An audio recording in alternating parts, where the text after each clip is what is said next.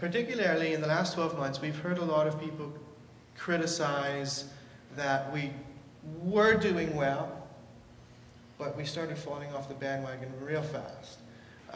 We've seen experts, we've seen blogs refer to Canada as the digital third world. And we've also seen stuff come out of MIT on how they're re-engineering existing technology with the Sixth Sense technology, for example, which they estimate will be available in cell phones and PDAs in the next 12 months. So basically what we're looking at is in the next 12 to 24 months, technology will change an equivalent of what it did in the last 15 years. Are we ready, and do your communities have the resources? No, I don't think communities necessarily have the resources.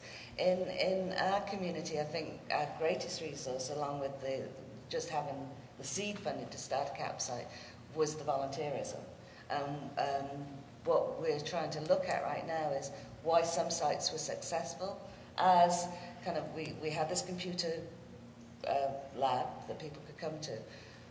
But what else did we need? We thought the need was around technology, but then when we got the technology, we realized that that wasn't everybody's needs. So we had a much broader view of community needs and changed to be a community development association.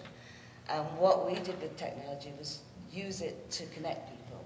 Like the communities that we come from are a series of small, strung-out villages that traditionally hadn't really worked together. So we built a web portal, and that's kind of a means of communication that's worked really well for us. We've not stepped on the toes of other community groups. What we've done is offer something that they haven't got, a way to share information and kind of build a real sense of community. We did asset mapping work to sort of identify, you know, the different assets of the community.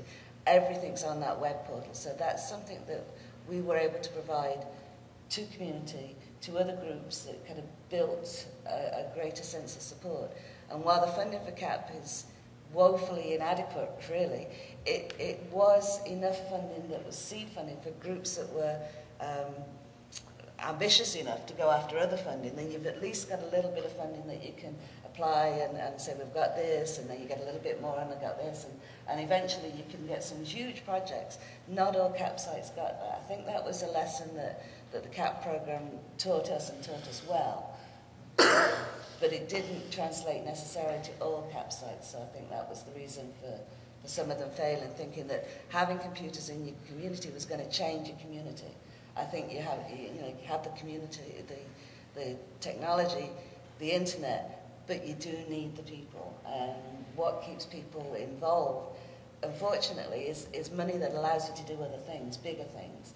And if that's cut back even further, you know, right now the funding is perhaps enough to pay your internet connectivity, so there's nothing else on the outside other than the internet.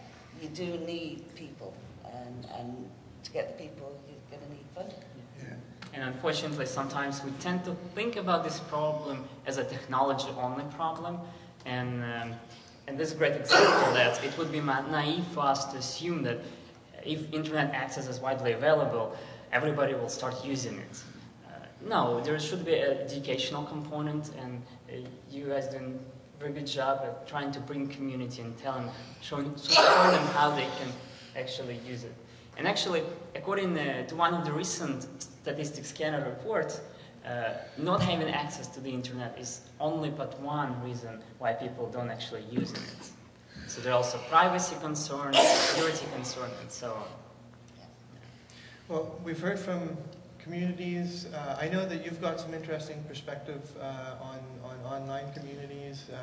Perhaps you can build on what Barb was saying as well.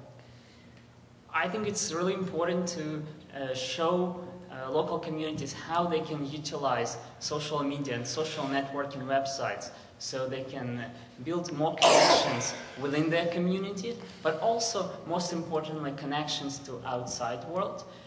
And in Illinois, at the University of Illinois, where I was doing PhD, we have a program called Community Informatics, where we work with actual members from the community and trying to assess their needs and how their needs can be met with internet technology in general. And it's really case by case basis. And it is really important to just build the local community. Sometimes people think, okay, if we connect everybody to the internet, then we have less face-to-face interactions. Well, recent studies shows that it's not really true. We actually get more interactions among people within the community and also outside. Perhaps this event is an example of how we rally. I'd like to go back to the other end of the table. Andrew,